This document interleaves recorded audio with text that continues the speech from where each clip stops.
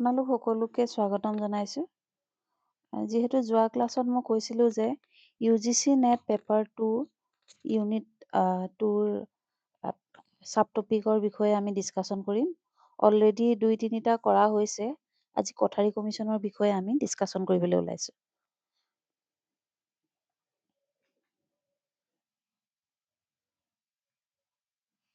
Kothari commission ইয়াক আৰু এটা নাম আছে, তাৰ নাম হৈছে Indian education system.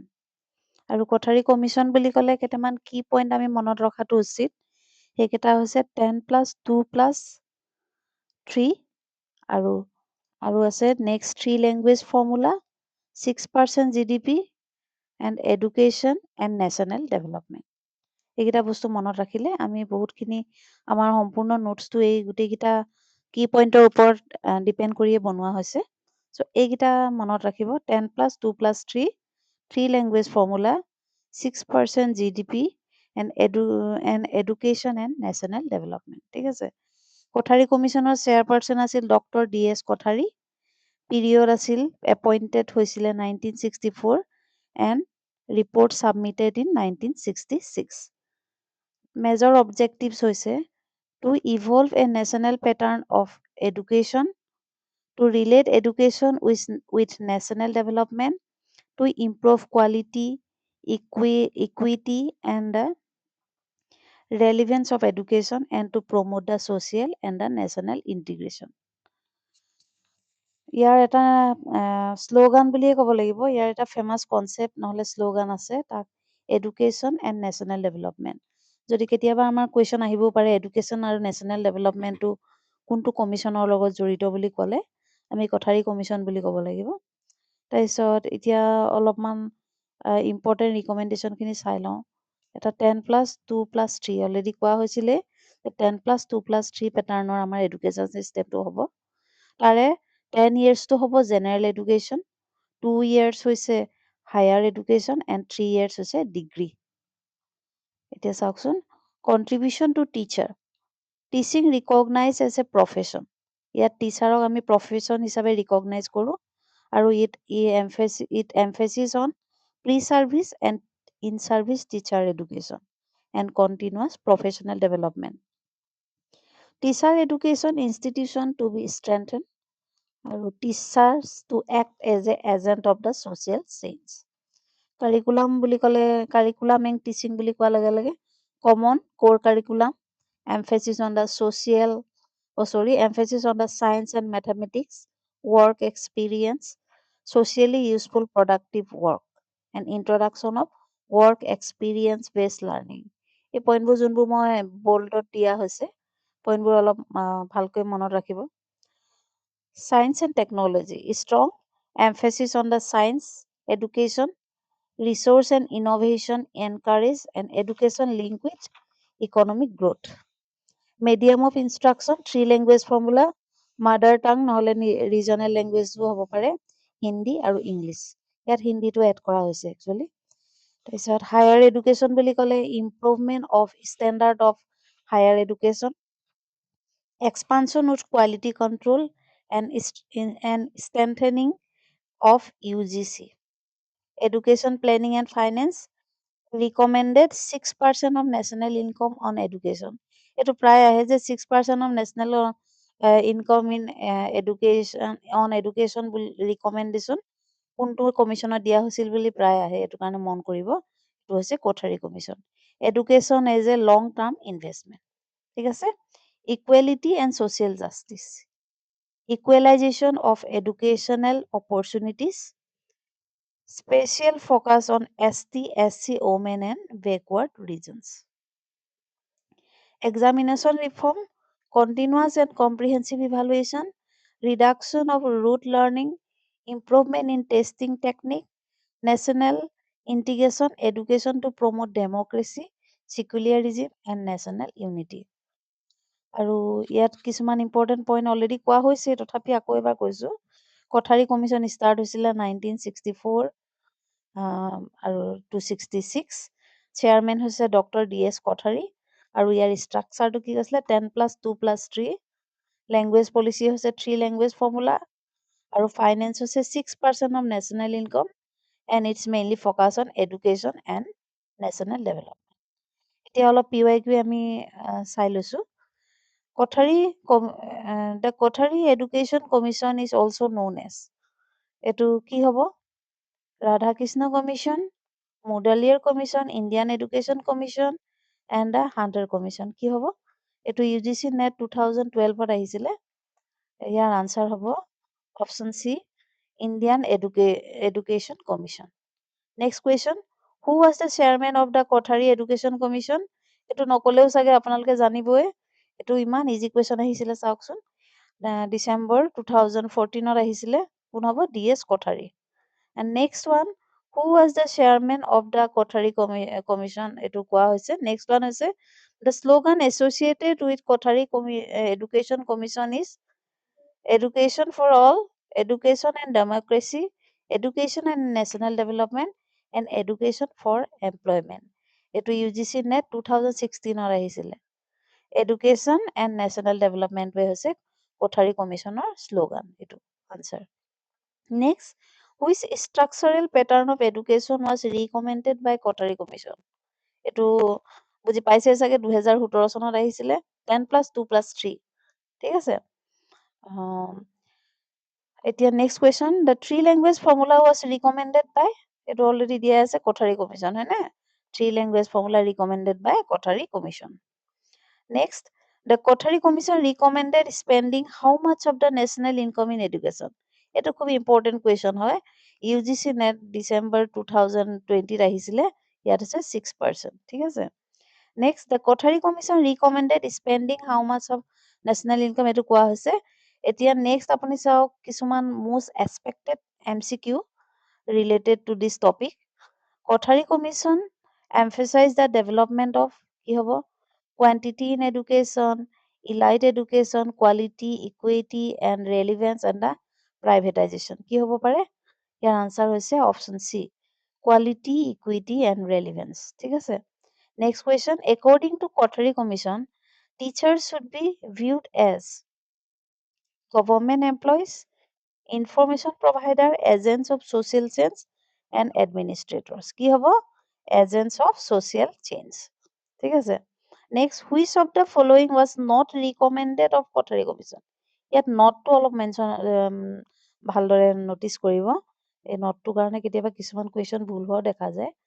So work experience, SUPW, common school system, 3-language formula and UGC, তাৰমানে University Grant Commission. ইয়াৰ আনসাৰ কি হ'ব?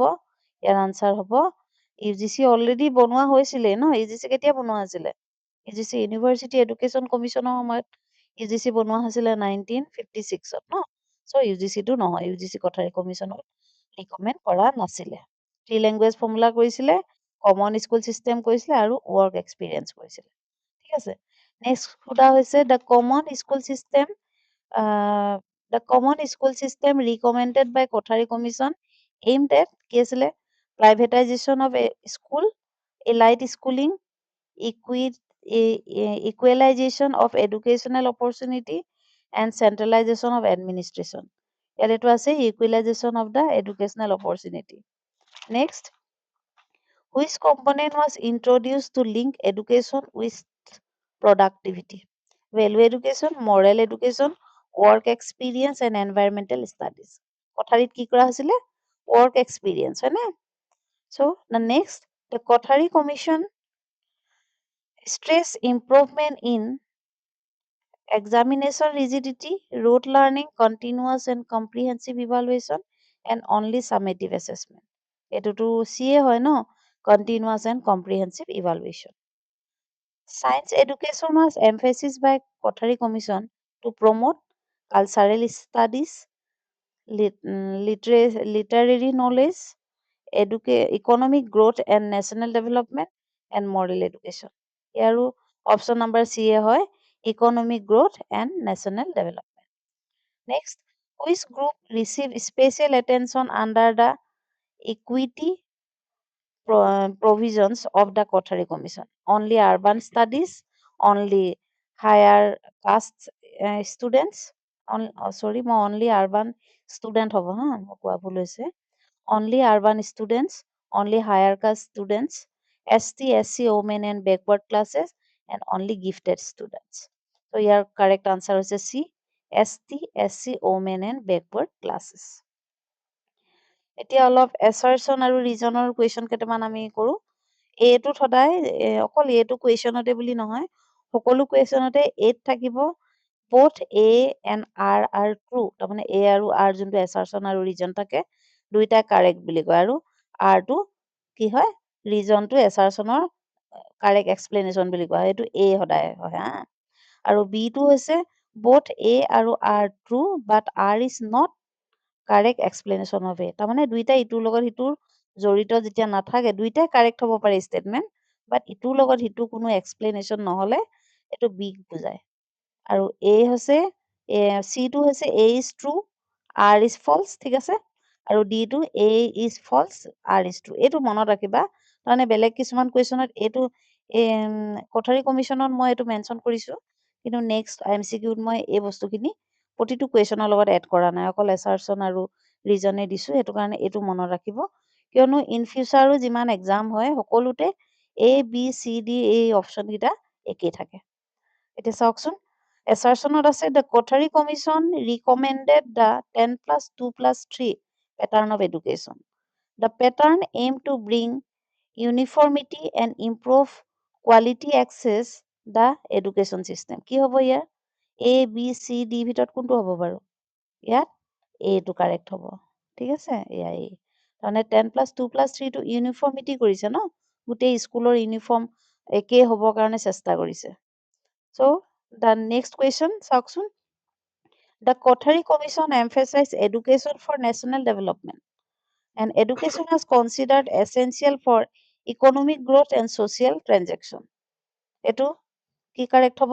ইয়াৰো কাৰেক্ট আনচাৰ হ'ব A, ঠিক আছে, ইটোৱে সিটোৰ লগত জড়িত আছে। Kothari Commission emphasis on education for national developmentor কাৰণে emphasize কৰা হৈছে, আৰু education considers to be মানে ইকনমিক গ্ৰোথ বুলি কোৱাৰ লগে লগে নেশ্যনেল ডেভেলপমেণ্টকে বুজাব, ছ'চিয়েল ট্ৰেনজেকশ্যনকে বুজাব। চ' ইটোৱে সিটোৰ লগত আৰটো হৈছে মানে কাৰেক্ট এক্সপ্লেনেশ্যন অফ A। নেক্সটটো চাওক, the Kothari commission recommended the three language formula. It aimed to promote national integration and multilingual competence. এইটোতো কাৰেক্টে হয় ন, থ্ৰী লেংগুৱেজটো হয় আৰু এইটো মাল্টিলেংগুৱেল, তাৰমানে সকলোৱে যাতে সব লেংগুৱেজ শিকিব পাৰে তাৰ ওপৰত নিৰ্ভৰ। এই আনচাৰ চাওকচোন, ইয়াৰ কাৰেক্ট আনচাৰ হৈছে option A। Next, the Kothari Commission recommended the 6% of national income be spent on education, হয়নে? এইটো হয় অলৰেডি ন, এইটো মই শ্বৰ্ট ফৰ্মতো দেখুওৱা হৈছিলে কুইক ৰিভিজনত। আৰু adequate financial investment was necessary to involve quality and expand educational facilities. Both are correct, হয়নে? Both are correct, কিয়নো adequate এটা হিচাপ এটা নিৰ্দিষ্ট পৰিমাণৰ ইনভেষ্টমেণ্ট কৰাটো প্ৰয়োজন ন এডুকেশ্যনত। নেক্সট চাওকচোন, the Kothari commission regarded teachers as agent of social change, হয়নে? Teachers play a central role in implementing educational reform and value. এইটোও এ হয়, ঠিক আছে। Next question, the Kothari commission purposed the common school system. It was intended to ensure equal education opportunities for all children. এইটো correct হয়, এইটো এ হয়, হয়নে? কিয়নো ইউনিফৰ্ম কৰিবলৈ বিচাৰিছিলে, আৰু নেক্সট কি আছিলে, ইকুৱেল অপৰচুনিটিটোৰ কথা তেওঁলোকে চিন্তা কৰিছে কমন স্কুলৰ কাৰণে, হয়নে? কমন স্কুল হোৱাৰ ফলত কি হয়, সকলোৱে ইকুৱেলি মানে অপৰচুনিটিটো এডুকেশ্যনৰ ক্ষেত্ৰত পাব বুলি কোঠাৰী কমিশ্যনে ৰিকমেণ্ড কৰিছিলে। Kothari commission discourage work experience in school, ঠিক আছে, আৰু academic knowledge alone was considered sufficient for national development. কেনেকুৱা লাগিছে এইটো? ৱৰ্ক এক্সপিৰিয়েঞ্চটো ডিছকাৰেজ কৰিছিলে নে এনকাৰেজ কৰিছিলে? এইটো ভুল, কিয়নো ৱৰ্ক এডুকেশ্যনৰ ওপৰত কোঠাৰী কমিশ্যনে এনকাৰেজ কৰা দেখিবলৈ পোৱা গৈছিলে, হয় নাই? এইটো ভুল, এ ফলছ, এইটো আছে দেই। নেক্সট চাওঁচোন, এইটো নেক্সটটো, তাৰমানে এই দুটাটো তেন্তে নহয়েই, এই দুটাৰ ভিতৰতে এটা হ'ব, চি আৰু ডিৰ ভিতৰতে হ'ব। Academic knowledge alone was considered sufficient for national development, হয়নে? কৈছিলে নে? কেতিয়াও কোৱা নাছিলে। That means both are false. ঠিক আছে? ইয়াৰ হৈছে এইটো চাওকচোন C. A false, R false.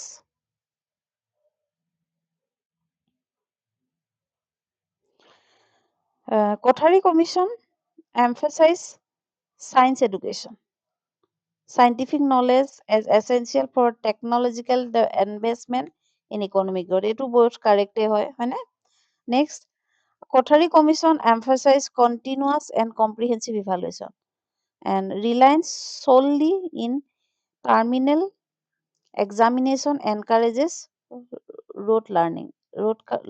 rote learning মানে হৈছে মুখস্থ ওপৰত তেওঁলোকে এনকাৰেজ কৰিছিলে জানো? নাই কোৱা। এইটো হৈছে A. ঠিক আছে? তাৰমানে নিজে পঢ়িব পৰা বা ৰুট লাৰ্ণিঙৰ ওপৰত তেওঁলোকে কোনো ধৰণৰ ইম্পৰ্টেঞ্চ দিয়া দেখা যোৱা নাছিলে। The Kothari Commission recommended the establishment of UGC. UGC was required to regular higher education standard. Kothari Commission recommend কৰিছিলে নে UGC? নাই কৰা। এইটো false হয় হয়নে? আৰু R টো হৈছে true. So আজিলৈ ইমানেই। নেক্সট ক্লাছত আমি আৰু এটা টপিক লৈ ডিছকাশ্যন কৰিম। ধন্যবাদ।